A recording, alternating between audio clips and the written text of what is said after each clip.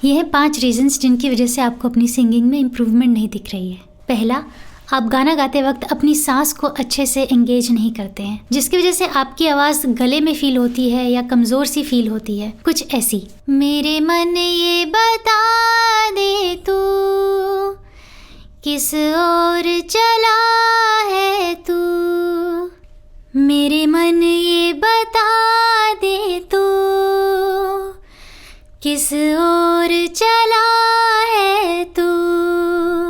दूसरे वाले में मैंने अपने कोर का सपोर्ट लेके अच्छे से सांस धीरे धीरे छोड़ते हुए गाया है, इसीलिए टोन में एक भराव सा फील होता है, कमज़ोर सी फील नहीं होती। दूसरा रीज़न है, आप सिर्फ अपनी मिड रेंज में ही कंफर्टेबली गा पाते हो, क्योंकि आपने अपनी लोअर रेंज और अपर रेंज का रियाज अलग से नहीं किया है, तो आप सिर्फ अपने मिड रेंज में ही कंफर्टेबली गा पाते हो। और गाने में जहाँ ऊपर नीचे गाना पड़ जाए वहाँ आपकी आवाज़ कमज़ोर पड़ जाती है। तो एक फुल रेंज की प्रैक्टिस करना बहुत ज़रूरी है। इसके लिए आप लोअर रेंज की प्रैक्टिस सेपरेटली मॉर्निंग में करिए और हायर रेंज की प्रैक्टिस आफ्टरनून के बाद कभी भी। तीसरा रीज़न है कि आप गाने को अच्छे से सुनते नहीं हो। हमारी आदत है यूजुअली जब हम गाना सुनते हैं उसके साथ साथ ही गाने लग जाते हैं, उसको कभी भी ध्यान से सुनते नहीं हैं कि उसमें क्या क्या चीज़ों का इस्तेमाल किया गया है, किस तरीके से आवाज़ को सॉफ्ट किया गया है, कहाँ मींड यूज़ की है, कहाँ खटका यूज़ हुआ है।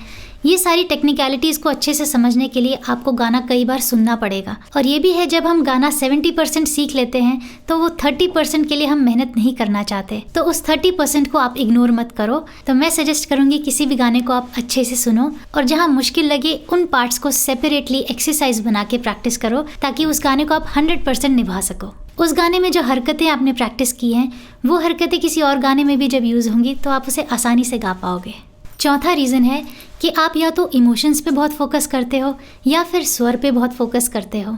कुछ लोग इमोशंस पे इतना फोकस करते हैं कि स्वर पे ध्यान ही नहीं देते कि स्वर लग भी रहे हैं या नहीं, और दूसरी तरफ कुछ लोग स्वर पे इतना ध्यान दे देते हैं कि इमोशंस को ही भूल जाते हैं। तो हमें एक बैलेंस बना के चलना पड़ेगा। सबसे पहले आप अपने स्वर मजबूत करिए, उसके बाद उसमें इमोशंस डालिए। पांचवा और आखिरी रीज़न है जिसकी मैं भी गिल्टी हूँ, वो है कि आप रेगुलरली रियाज नहीं कर रहे हैं। आप कितना भी परेशान हो लो कि मुझसे ये नहीं हो रहा, मैं ये नहीं गा पा रहा, या मेरे ऊपर के स्वर नहीं लग रहे, नीचे नहीं लग रहे, लेकिन अगर आप रेगुलरली रियाज नहीं कर रहे हो तो आपको इम्प्रूवमेंट नहीं दिखेगी। तो अपने आप से झूठ बोलना बंद करो और रोज़ एटलीस्ट 30 मिनट से लेके 1 घंटा रियाज ज़रूर करो। रियाज शुरू करने के बाद आपको इतनी जल्दी इम्प्रूवमेंट दिखेगी कि मैं आपको बता नहीं सकती।